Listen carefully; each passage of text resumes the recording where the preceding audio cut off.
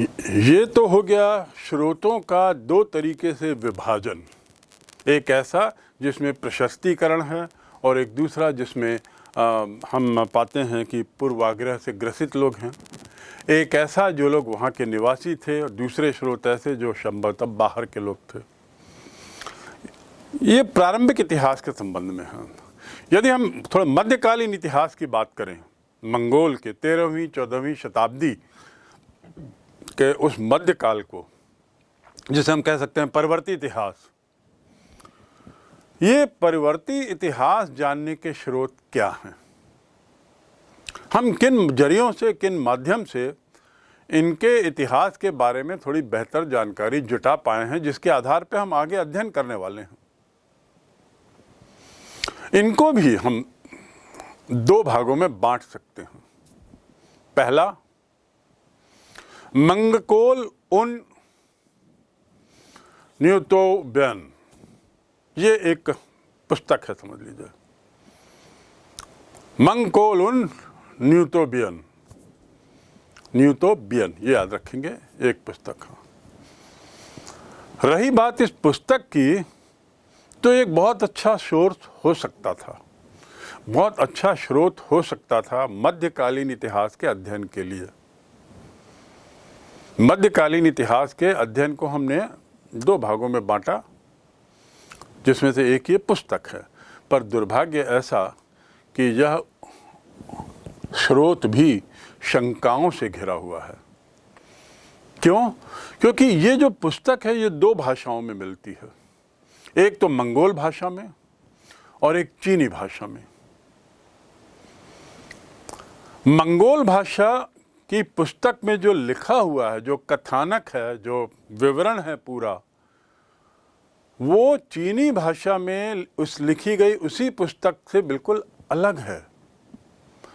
दूसरे शब्दों में, चीनी भाषा में जो लिखा गया है मंगकोल उन न्यूटोबियन, उसका कंटेंट मंगोल भाषा की पुस्तक से अलग है। तो दोनों में अलग अलग विवरण होने के कारण बहुत तरह की शंकाएं होती हैं, समस्याएं होती हैं, और कौन सी पुस्तक तथ्य से परे है ये स्पष्ट नहीं हो पाया है। पर यह बात तय है कि मध्यकालीन इतिहास के लिए एक स्रोत तो ये हुआ। अब दूसरा स्रोत क्या है? दूसरा स्रोत है मार्को पोलो का यात्रा विवरण। किसका? Marco Polo. मार्को पोलो वो व्यक्ति था जो इटली से आया था और चंगेज खान के दरबार में था, जिसने लंबी यात्रा की, कुछ समय तक वहां रहा और इतावली भाषा में उसने बहुत कुछ लिख छोड़ा है। मार्को पोलो ही था जो ऐसा संभवतः पहला विदेशी जिसने इतनी लंबी यात्रा की, और उसका परिणाम क्या निकला कि उसके बाद ऐसे बहुत से लोग विभिन्न देशों से निकले जिन्होंने लंबी यात्राएं करके नए नए क्षेत्रों को खोजा। चाहे उसमें आप वास्को डिगामा को ले लें, कोलंबस को ले लें, मैगेलन ले लें, और भी कई लोग। उसकी शुरुआत ऐसे लंबी यात्राओं की शुरुआत, खोजी यात्राओं की शुरुआत का श्रेय मार्को पोलो को जाता है। और ये वही मार्को पोलो था जो मंगोलिया के दरबार में था, इटली से गया था। सोचिए कितनी लंबी यात्रा, आप नक्शे में देखिए, इटली से मंगोलिया की यात्रा किया आदमी। क्यों किया, क्या है, उस बड़ा रोचक विवरण उसने अपनी पुस्तक में लिखा है। लेकिन इस पुस्तक के साथ भी एक ये राज दरबार का, मंगोल राज दरबार का आदमी था, तो अंदर से ही पूरी घटनाक्रम को काफी निकट से देखा था, उसने जाना था, उसका प्रत्यक्षदर्शी था। और इसलिए मार्को पोलो एक बहुत अहम स्रोत हो जाता है मंगोल काल की घटनाक्रम को समझने के लिए, तत्कालीन इतिहास और समाज को समझने के लिए। इसकी पुस्तक लिखी गई है इतावली में, इटालियन लैंग्वेज में। दुर्भाग्य से उसकी पुस्तक का लैटिन भाषा में भी अनुवाद है, समझिए, या अनुवाद तो नहीं कहेंगे, लैटिन भाषा में भी उसकी पुस्तक है। और जैसा कि मंगोल न्यूबियन में विभिन्नता है मंगोल भाषा और चीनी भाषा में लिखी गई पुस्तक में, ऐसे ही मार्को पोलो के इतावली और लैटिन भाषा के पुस्तक में भी भिन्नता है और इसलिए संशय पैदा होता है इनके तथ्यों पर। इतिहास को समझना इन पुस्तकों के आधार पे थोड़ा कठिन हो जाता है, लेकिन सच्चाई तो है कि कुछ तो ये जानकारियां जरूर छोड़ते हैं, देते हैं। और इस प्रकार परवर्ती इतिहास को जानने के ये दो स्रोत बड़े अहम हो जाते हैं। थोड़ा हम प्रारंभिक इतिहास की ओर जाएं तो प्रारंभिक इतिहास के स्रोतों की जब हमने बात की तो ये तो समझ लिया कि जहाँ रोमन साम्राज्य, बाइजेंटाइन, मुस्लिम साम्राज्य में लेखन का बहुत विस्तार हुआ, लेखन कला का, लेखन शैली का, लेखनी की आदत का, मंगोल लोग उस हद तक संभवतः अशिक्षित थे और उस हद तक अनभिज्ञ थे इतिहास के इन डॉक्यूमेंटेशन के संबंध में। इतिहास उनके लिए कोई मायने नहीं रखता था और इसलिए भी प्रारंभिक और परवर्ती इतिहास का अध्ययन थोड़ा कठिन हो जाता है। मंगोलों ने इतिहास लेखन को बड़ा संक्षिप्त रखा, चाहे वो प्रारंभिक काल हो चाहे परवर्ती काल हो, बहुत संक्षिप्त। और परवर्ती काल में भी यदि हमको कुछ जानकारी है तो वो मूलतः मार्को पोलो, जो एक विदेशी था, इतावली था, उसकी पुस्तक से। तो इस प्रकार प्रारंभिक इतिहास के इतिवृत्त के बारे में हमने थोड़ा समझा। और ये जो इतिवृत्त है ये मूलतः इसे हम तवारीख कह सकते हैं। तवारीख अर्थात उस समय के लोगों के द्वारा लिखा गया, उस समय के लोगों के द्वारा, तत्कालीन लोगों के द्वारा लिखी गई जो बातें हैं तवारीख कहलाएंगी। हमने यात्रा वृत्तांत के बारे में भी समझा, जिसका इशारा मार्को पोलो की यात्रा वृत्तांत की ओर है, जिसको अभी हमने जाना। और तीसरी जो श्रेणी है मंगोल इतिहास को जानने के स्रोत की यदि बात करें तो इतिवृत्त, उसके बाद यात्रा वृत्तांत और अंत में है विविध दस्तावेज। विविध दस्तावेज के बारे में हम बाद में विस्तार से जानेंगे। इसमें कुछ अन्य तरीके की पुस्तकें और लेखन मिलते हैं जिससे हमें तत्कालीन इतिहास की, मंगोल इतिहास की 13वीं 14वीं शताब्दी की जानकारी मिलती है। ये तो हो गई स्रोतों की बात। हमने शुरुआत की थी पृष्ठभूमि में यायावर साम्राज्य के शब्दों की जानकारी, 13वीं 14वीं शताब्दी, मध्य एशिया का क्षेत्र और उसके बाद स्रोत और स्रोतों में विभिन्नता और उससे होने वाली दिक्कतें। ये भी जाना कि मंगोल लोग अशिक्षित माने गए, इसीलिए लेखन संबंधी इतिहास वृत्त बहुत कम है, बहुत ही कम है। उसकी तुलना में जैसा मैं फिर से कहूँ, रोम और मुस्लिम सभ्यता में तो लेखन संबंधी विवरण तो, वृत्तांत तो बहुत हैं। उन सभ्यताओं के पूरे इतिहास की जानकारी हमें लेखनी से मिल जाती है, तत्कालीन लेखनी से। लेकिन यहाँ स्थिति, जहाँ तक यायावर साम्राज्य की बात है, वहाँ स्थिति बिल्कुल उल्टी है। अशिक्षित थे। उसके अलावा मैंने एक और शब्द का इस्तेमाल किया था और कहा था आपको बाद में बताऊंगा, और वह शब्द था बर्बर। और कहते कहते मैंने आपको कहा कि ये बर्बर जाति के थे। कई बार हम लोग कहते हैं आज भी कि बड़े बर्बर लोग हैं वो। ये शब्द आया वही चंगेज खान और मंगोल से ही। तो बर्बर शब्द की व्युत्पत्ति पर थोड़ा जाएं। अंग्रेजी में जो ये शब्द है वह बारबेरियन, और उसके ठीक विपरीत यूनानी में वो शब्द है बारबरोस। तो बर्बर शब्द का अर्थ दो है, बारबेरियन अंग्रेजी में और बारबरोस यूनानी में। ये जो यूनानी लोग थे, इन्होंने बारबरोस शब्द का उपयोग किया, तो यहाँ पे उनका अर्थ था, बारबरोस का अर्थ था उनके अनुसार गैर यूनानी लोग। आप यदि इस नक्शे को फिर से देखें तो यूनानी सभ्यता से सटी हुई मंगोलियन सभ्यता या यायावर साम्राज्य आता है। तो जो थोड़ा बहुत उनका संपर्क हो रहा था, उसमें यूनानी लोग इनको, गैर यूनानी व्यक्तियों को, जो संभवतः मंगोलिया और चीन के क्षेत्र के थे, उनको बारबरोस कहते थे। और बारबरोस से उनका तात्पर्य क्या था, क्या कहना चाहते थे? उनकी भाषा में बारबरोस का अर्थ क्या है? अस्पष्ट बोलने वाले लोग,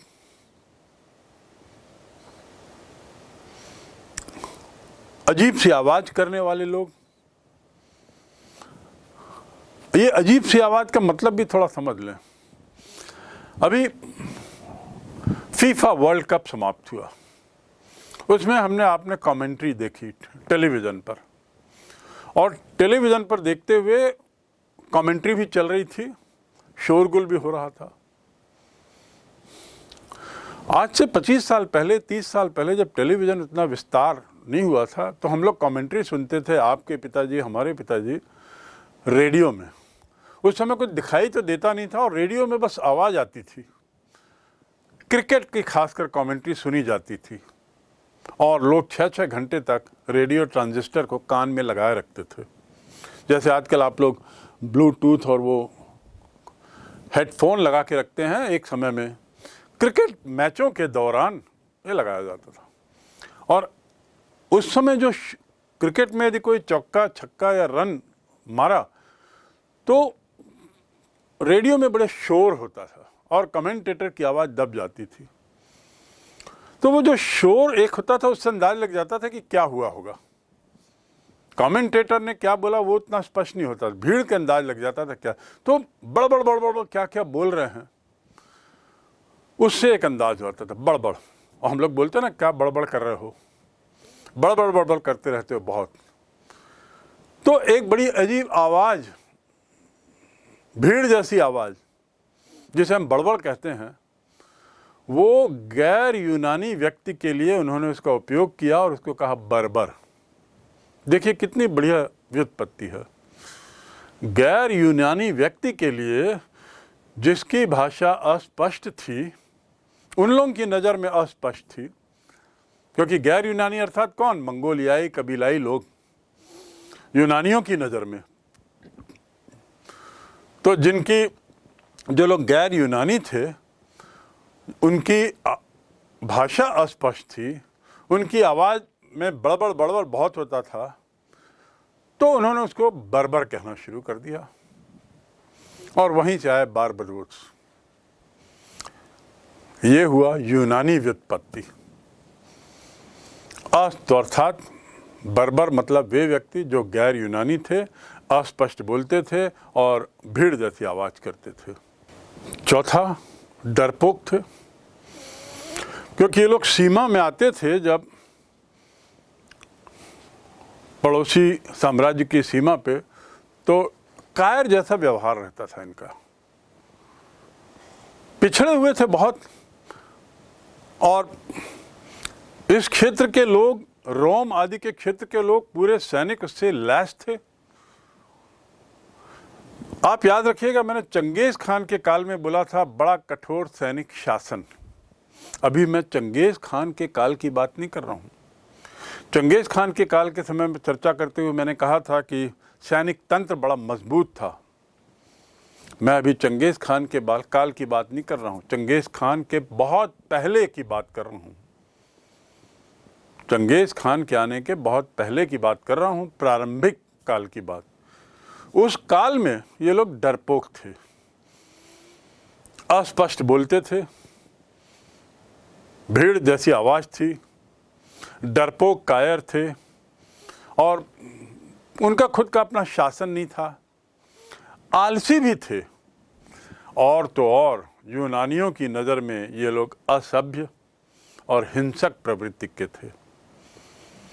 तो ये आदतें जिसमें मिल जाएं उसे बर्बर कहा जाएगा। ये आदतें जिसमें दिखाई दें उसे बर्बर कहा जाने लगा।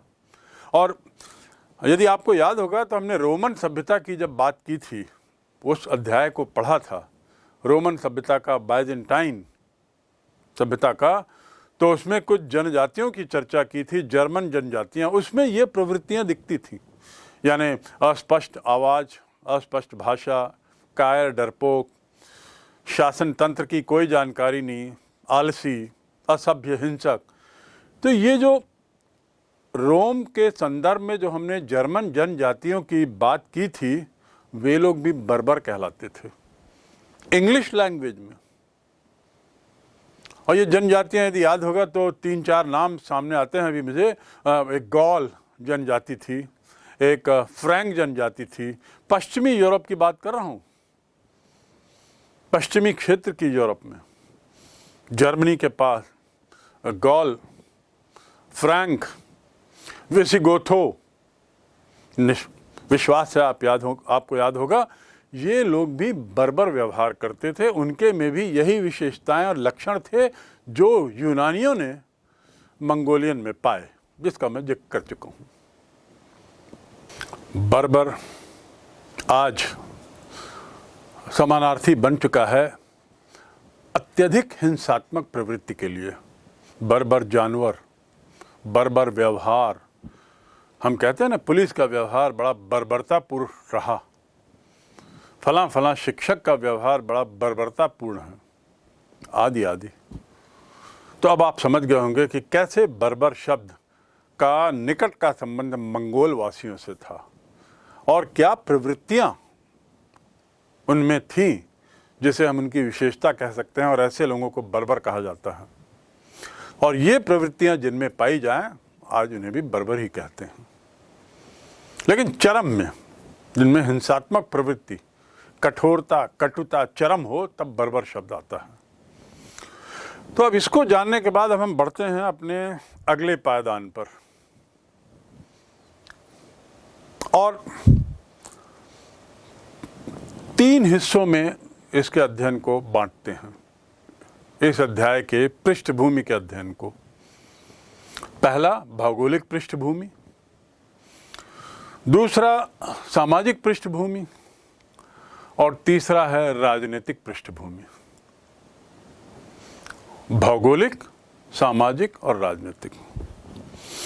अभी तक मैंने बहुत कुछ बातें की, लेकिन आपको उस क्षेत्र से नक्शे में वाकिफ नहीं कराया जिस क्षेत्र का हम अध्ययन करने जा रहे हैं। उसूल तो कहता है कि क्षेत्र के बारे में सबसे पहले बताया जाए, लेकिन इसलिए यहाँ पर नहीं बताया जा रहा है, या अब बताया जा रहा है कि पहले हम थोड़ा सा इसको समझ लें कि हम किस काल की बात कर रहे हैं, किस तरह के लोगों की बात कर रहे हैं, और अब ये काल और लोग किस क्षेत्र के हैं, इस पर आते हैं। तो चलिए अब हम चलें भौगोलिक पृष्ठभूमि की ओर। उसके बाद दूसरा है सामाजिक पृष्ठभूमि और तीसरा राजनीतिक पृष्ठभूमि। ये नक्शा देखें आप, इस नक्शे में भारत दिखाई दे रहा है आपको स्पष्ट, और उसके ऊपर चीन, विशाल क्षेत्र, चीन का विशाल क्षेत्र। चीन के ऊपर मंगोलिया है, जिस क्षेत्र को लेकर इस अध्याय का कथानक है। मंगोलिया के नक्शे को आप देखेंगे तो वर्तमान नक्शे में चीन उसके दक्षिण में है, रूस उसके उत्तर में है, और पूर्व में भी चीन और रूस हैं, और पश्चिम में दूसरे क्षेत्र आ जाते हैं। वहीं कहीं पर बहुत ठंडा क्षेत्र होगा, कहीं पे नदियां होंगी, कहीं पहाड़ हैं, और कहीं समतल ग्रास है। इस नक्शे को समझने के बाद अब हम आगे बढ़ते हैं कि मंगोलिया का भौगोलिक विभाजन किस तरीके से हुआ है, क्योंकि वहाँ की भौगोलिक परिस्थिति वहाँ के समाज के व्यवहार को, समाज जीवन शैली को प्रभावित करता है ना।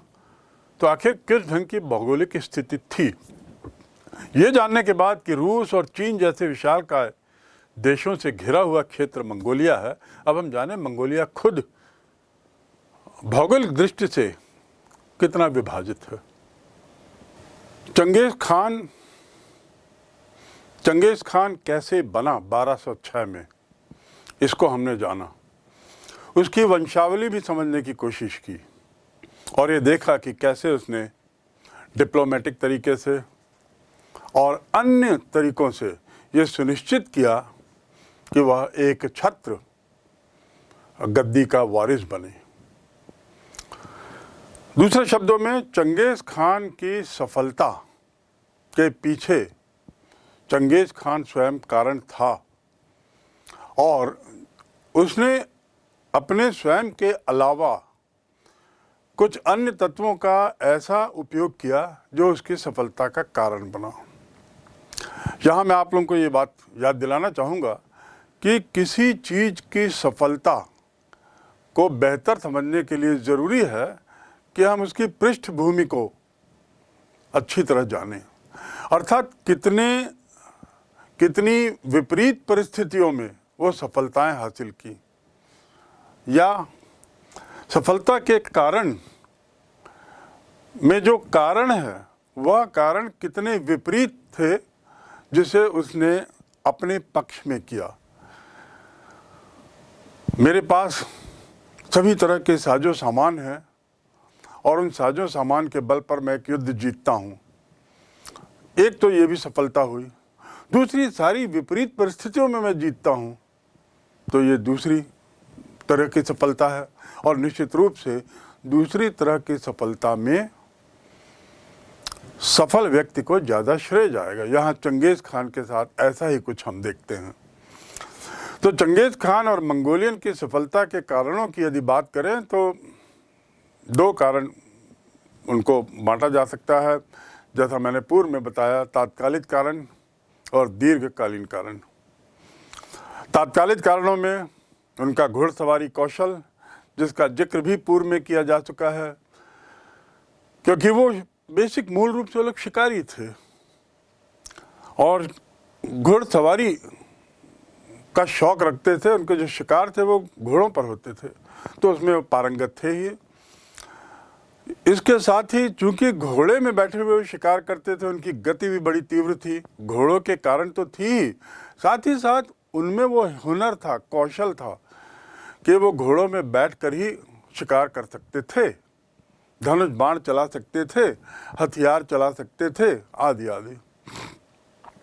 इसके साथ ही मौसम की जानकारी होना, इतने विपरीत परिस्थितियों में विपरीत तरह के मौसम का सामना करते हुए चंगेज खान की फौज ने चीन के जो 3 टुकड़ों पर कब्जा किया वह काबिल तारीफ है। गोबी के मरुस्थल का क्षेत्र, अत्यधिक ठंड वाला क्षेत्र, और ऐसे ही पूर्वी चीन का क्षेत्र। जहाँ तक अत्यंत ठंड वाला क्षेत्र था वह तो उसके अनुकूल था, उसकी फौज के अनुकूल था, क्योंकि वो लोग स्वयं उत्तरी मंगोलिया के उस क्षेत्र से आते थे जहाँ अत्यधिक ठंड पड़ती थी। और इसके बाद जो एक कारण और था वह था घेराबंदी यंत्र, नैप्था बमबारी, और उसमें ऐसे हथियारों का उपयोग शुरू किया उसने जिससे घुड़सवारी सरल हो और घोड़े में बैठे हुए उन हथियारों का ज़्यादा कुशलता से उपयोग किया जा सके। सैनिक गति की बात करते हुए ये कहना भी अनुचित नहीं होगा कि उसने जिस तरीके से सैन्य व्यवस्था को नियोजित किया था, जिस तरीके से सेना का विभाजन किया था या सेना का वर्गीकरण किया था, सेना का जो हायरार्की बनाया था, वह भी उसके पक्ष में गया। वह अच्छी तरह समझता था कि सेना का सफल नेतृत्व तभी हो सकता है जब सैनिकों को वह सुनिश्चित करे कि वे उसके पूरे विश्वास पात्र हों, वे पूरी तरह उसके प्रति समर्पित हों और इसके लिए उसने कई ऐसे कदम उठाए जिसे हम रिफॉर्मेटरी कदम कह सकते हैं। एक तो दशमलव पद्धति तो लागू की ही थी और उसमें उसने क्रमबद्ध 10, फिर 100, फिर 1000, फिर 10,000 और इस प्रकार उसने तुमन का गठन किया था जो सबसे बड़ी इकाई होती थी। उसके अलावा जो मैंने आपको बताया था कि वह उन्हें अपना सगा भाई कहता था, उन लोगों को जो लोग कुछ विशेष कार्य करते थे, सैनिक के रूप में रहते हुए उन्होंने कुछ ऐसी निष्ठा दिखाई, कुछ इस तरीके से विशेष बहादुरी के कार्य, शौर्य के कार्य या बुद्धि कौशल के कार्य किए जिससे वह प्रभावित हुआ और उसने उन्हें अपना आड़ा कहा। आड़ा मतलब सगा भाई उनकी भाषा में, और इस प्रकार सैनिकों का दिल जीतने में वह सफल हुआ, सैनिकों को अपने प्रति उत्तरदायी बनाया। इससे पूर्व एक बात का और जिक्र किया जा चुका है कि कैसे उसने सैनिकों का जो झुकाव था कबीलाई नेतृत्व के प्रति उसे तोड़ा, उनके झुकाव को अपनी तरफ मोड़ने में वो सफल हुआ। जो कबीले थे और उनके मातहत जो सैनिक थे, वे सैनिक अब नेतृत्व के लिए चंगेज खान को देखने लगे। तो इस प्रकार कबीलाई नेतृत्व कमजोर हुआ और एक एकीकरण के रूप में उसकी फौज सामने आई। अधिकारियों की नियुक्ति भी किया और सुनिश्चित किया कि जो लोग पालन नहीं करते हैं अनुशासन का, नियमों का, उन्हें दंड भी दिया जाए। तो कबीला सरदारों के नेतृत्व को कमजोर करना, दंड की व्यवस्था करना और उसके अलावा नए सैनिक वर्ग का उदय होना, ये भी उसकी सफलता का बहुत बड़ा कारण था। सफलता के कारणों में एक जो बड़ा रिफॉर्म उसने किया था, नई सोच लाई थी, वह था याम पद्धति, जिसे उनकी भाषा में हरकारा पद्धति भी कहते थे। हाँ, इसमें राज्य के जो इतना विशाल राज्य जो था, जो आपने नक्शे में देखा है, बहुत बड़ा साम्राज्य था। अब राज्य नहीं रहा, वो साम्राज्य हो गया, और वो भी कबीलाई नेतृत्व से, कबीलाई संगठन व्यवस्था से उभरते हुए वह एकजुट होकर एक साम्राज्य बना। ऐसी स्थिति में उस काल में ये सुनिश्चित करना कि साम्राज्य का सभी क्षेत्र उसके संपर्क में रहे, संवाद की स्थिति बनी रहे, ये एक बड़ा कठिन काम था।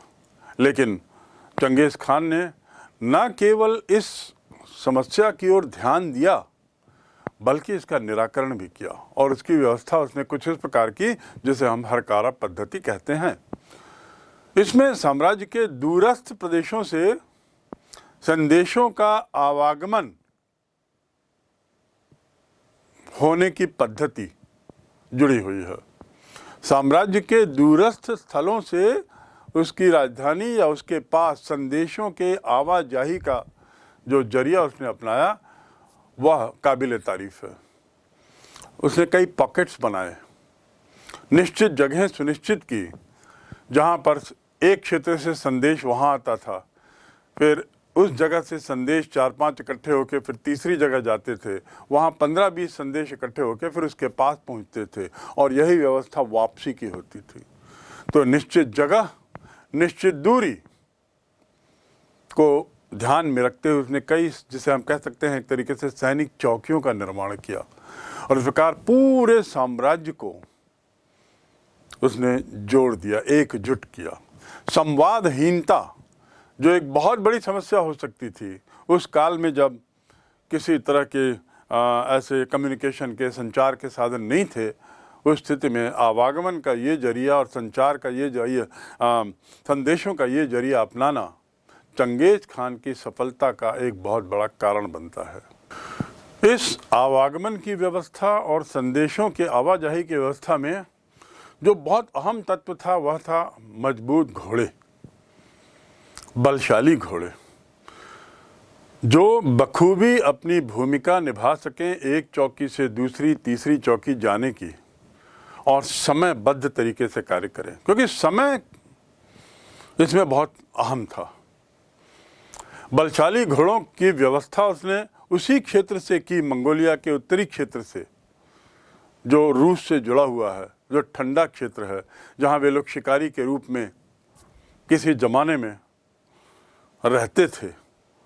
और उन घोड़ों को, बलशाली घोड़ों को उसने इन चौकियों में जोड़ा, और साथ ही साथ घुड़सवारों का प्रशिक्षण, और ऐसे घुड़सवार लाना जो प्रशिक्षित हों, ताकि आवागमन जो है वह स्मूथ बना रहे, आवाजाही जो है उसमें किसी तरह की बाधाएं ना आए। अब रही करों की बात, आय का स्रोत। संवाद की व्यवस्था हो गई, सैनिकों की व्यवस्था हो गई, इसके अलावा घोड़ों की व्यवस्था हो गई, दूरस्थ स्थलों से जोड़ने की व्यवस्था हो गई, आदि आदि। लेकिन ज़रूरी ये भी था कि इन सब के खर्च को वहन करने के लिए किसी तरह की आर्थिक आय की व्यवस्था हो। और जो तरीका उसने अपनाया वह भी अपने तय एक नया तरीका था। यायावर प्रदेश से तो थे सब लोग, और यायावर होने के नाते घोड़ों पर उनके काफ़ी निर्भरता थी मंगोलियन की। तो उसने मंगोलियों से, अपने जातीय बंधुओं से उसने घोड़ों की अपील की, स्वेच्छा से घोड़े मांगे, और उसने 1/10 भाग जो कर के रूप में, कर तो नहीं कहना चाहिए, एक स्वेच्छा से दान देने का जो उसने अनुरोध किया वह बड़ा सफल साबित हुआ, और वहीं से शुरू होती है उसकी कर व्यवस्था। तो 1/10 हिस्सा स्वेच्छा से, कुल मूलधन का 1/10 हिस्सा, और वह भी घोड़ों के रूप में, ये दिए जाने की प्रथा से ये सुनिश्चित हुआ कि उसे ज़रूरत पे लगातार घोड़े, बलशाली घोड़े और नए घोड़े मिलते रहें।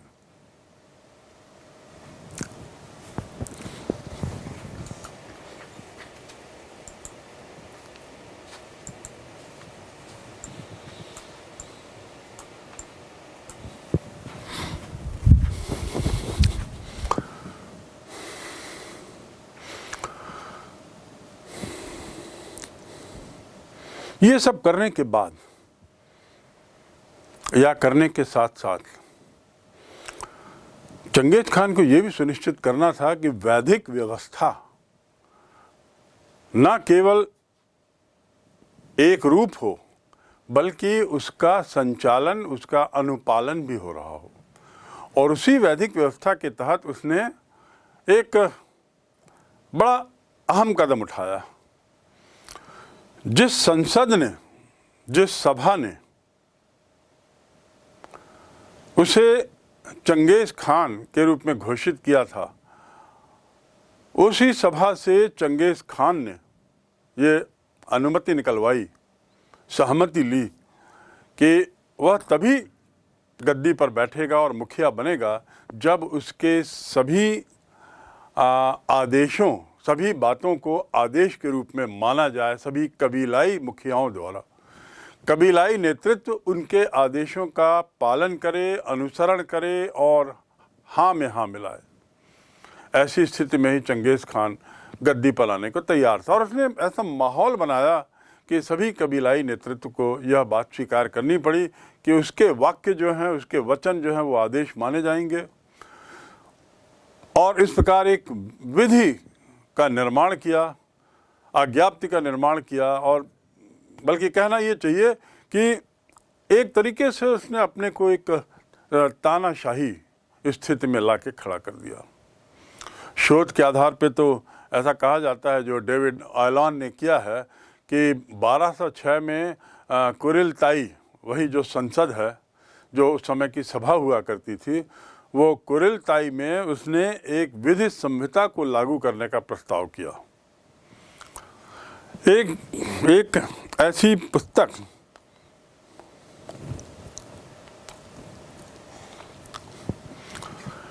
या कानून का एक ऐसा संकलन उसने बनाया जिसे हम विधि संहिता कह सकते हैं। और वो संकलन क्या था? उसमें जो उन लोगों की पुरानी प्रथाएं थी, मंगोलियाई लोगों की, यायावर प्रवृत्ति के काल की जो उनकी परंपराएं थी, उनकी अपनी संस्कृति थी, उनके अपने अलिखित कानून थे, उन सब को उसमें समाहित किया। और ऐसा करते हुए उसने सुनिश्चित किया कि कबीलाई नेतृत्व में किसी तरह की कड़ुआहट ना हो, इन कानूनों को, परंपराओं को या विधि संहिता को स्वीकार करने में। और ऐसा करते हुए उसने ये भी एक पंथ दो काज इस रूप में किया कि पुरानी परंपराओं को फिर सामने लाया और कबीलाइयों का की सहमति तो लेने में सफल ही हुआ, साथ ही साथ परंपराएं, कबीलाई परंपराएं सामने आई और इस प्रकार विधि संहिता का पालन, उसके वाक्यों का आदेशात्मक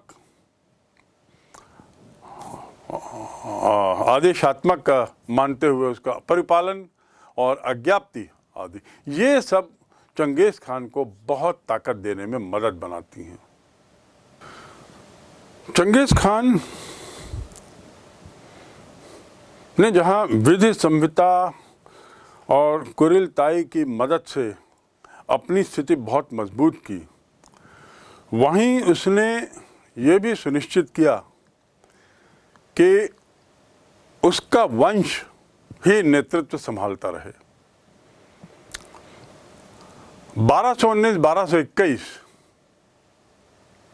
1206 में तो स्वयं चंगेज खान बना, लेकिन उसके बाद उसने विजित क्षेत्रों पर एक तरीके से अपना पारिवारिक कब्जा बढ़ाना शुरू किया और पुत्र जलालुद्दीन मंगबरनी को अफगानिस्तान का हिस्सा दिया। उसके अलावा जो अन्य विजित क्षेत्र थे जिसमें बुखारा, बल्ख, मार्च, हेरात, ये सब क्षेत्रों में अपनी पकड़ मजबूत की। 1226 में चंगेज खान की मृत्यु होती है और तब तक ये पूरा क्षेत्र उसके पुत्रों के बीच में विभाजित हो जाता है। 1206 का वर्ष वही वर्ष है जिसका मैंने पूर्व में जिक्र किया जब भारत में इल्तुतमिश गद्दी पर बैठता है। 1226 में भारतीय सल्तनत आती है, 1206 में तो कुतुबुद्दीन ऐबक और अब यहाँ पर इल्तुतमिश गद्दी। और इल्तुतमिश ने किस प्रकार बहुत सोच समझ के सुनिश्चित किया कि मंगोलियाई हमला भारत में ना हो, उसके लिए उसने जिस तरीके से डिप्लोमेटिक तरीका अख्तियार किया वह भी काबिल तारीफ है, जिसके बारे में पहले बोला जा चुका है। और इस प्रकार चंगेज खान के उस भयावह हमले, नरसंहार, हत्याओं का दौर, विध्वंस का दौर, उससे इल्तुतमिश ने भारत को बचा लिया और चंगेज खान की फौज वापस लौट जाती है। यद्यपि वापस लौटने का मार्ग चंगेज खान प्रारंभ में थोड़ा बदलना चाहता था, लेकिन अंततः वह सुनिश्चित करता है कि वह उसी मार्ग से वापस जाए जिस मार्ग से आया था और उस दौरान वो कई क्षेत्रों को विजित करता है जिसका मैंने अभी नाम लिया। ये जो नाम लिए बुखारा आदि के क्षेत्र, ये तो वापसी के दौर में उसने जीते, लेकिन चंगेज खान की जो मंशा चीन को पाने की थी, चीन पर विजय करने की थी, उसको तो उसने निश्चित रूप से कब्जा उसमें जमाया। चीन विभाजित था 3 भागों में। तिब्बती मूल के सीसिया लोगों का शासन उत्तर चीन प्रांत में था, उत्तरी चीन प्रांत का शासन पेकिंग से जरचिम लोग चलाते थे जो चीनी राजवंश के अधीन था। उस समय दक्षिण चीन में शुंग राजवंश का शासन था और 1909 में सीसिया को हराया चंगेज खान ने। फिर महान दीवार पार करते हुए, ग्रेट वॉल ऑफ चाइना को पार करते हुए 1215 में काफ़ी लूटपाट किया, पेकिंग में तबाही मचाई और मंगोल और चीन ये आपस में लड़ाई में 1234 तक उलझे रहे। चंगेज खान को अपनी सेना और अपने अनुचरों को सौंपकर वो वैसे ही वापस चला जाता है, क्योंकि तीसरा क्षेत्र उसने पूर्णतः विजयी नहीं किया था, लेकिन बहुत समय से अपनी राजधानी से दूर रहने का जो उसको मलाल था, उसको दूर करने के लिए उसने तय किया कि अब समय आ गया है कि वापस वो अपने क्षेत्र पहुंचे। मंगोल साम्राज्य का विस्तार इस दौरान तुरान, दरिया, अमू, ख्वारज़म राज तक हुआ। कारा खिता को मंगोलों ने 1218 में हराया और चंगेज खान के जो दूत थे, सुल्तान मोहम्मद ने उसका वध किया। इससे चंगेज खान को बहुत गुस्सा आ गया और 1219 के उन्होंने ख्वारज़म पर कब्जा किया। बुखारा, समरकंद जिसका मैंने जिक्र किया है, ओटरार, निशापुर आदि पर कब्जा किया और लाखों लोगों को मारा। इस पूरे दौरान उसके साम्राज्य का विस्तारीकरण होता रहता है सतत रूप से। नरसंहार तो होता ही है, विध्वंसता तो होती ही है, निरंकुशता तो बढ़ती ही चली जाती है, लेकिन साथ ही साथ साम्राज्य का विस्तारीकरण भी जारी रहता है। यहाँ पर मैं उस बात का जिक्र पुनः करना चाहूँगा जिसमें निशापुर पर कब्जा करते समय मंगोल राजकुमार की हत्या जब हुई और ये खबर चंगेज खान तक पहुंची, तो उसने जो नरसंहार मचाया उससे भारत के लोग भी कांप उठे थे। क्रोधित चंगेज खान ने आदेश दिया कि नगर को इस प्रकार विध्वंस किया जाए कि संपूर्ण नगर में हलचल मच जाए, बदला ऐसा हो कि नगर में कुत्ते बिल्ली भी ना बचें, यानी आमूल चूल रूप से नष्ट करने का आदेश उसने दिया। सुल्तान मोहम्मद का पीछा करते हुए मंगोल फौज आती है और उस सेनाएं अजरबैजान तक पहुंच जाती हैं। देखिए, रूसी सेनाओं की क्रीमिया में पराजित किया और कैस्पियन सागर को भी घेर लेता है। कैस्पियन सागर देखिए कहाँ है, मंगोलिया कहाँ है। तो इस प्रकार वो फौज कितनी लंबी दूरी तय करती है पूर्व की ओर, पश्चिम की ओर, ये आपको देखना है। मंगोल सेना अलग से सुल्तान मोहम्मद के पुत्र जलालुद्दीन मकबरनी का पीछा करती है, अफगानिस्तान और सिंध पहुंचती है और मंगबरनी जो है सुल्तान महमूद का बेटा था, वह इल्तुतमिश से अनुरोध करता है। चंगेज खान का सामना उससे नहीं होता। चंगेज खान वापस लौटना चाहता था क्योंकि काफ़ी गर्मी और आवासीय कठिनाई थी, इसलिए उत्तरी भारत के असम मार्ग से लौटना चाह रहा था, लेकिन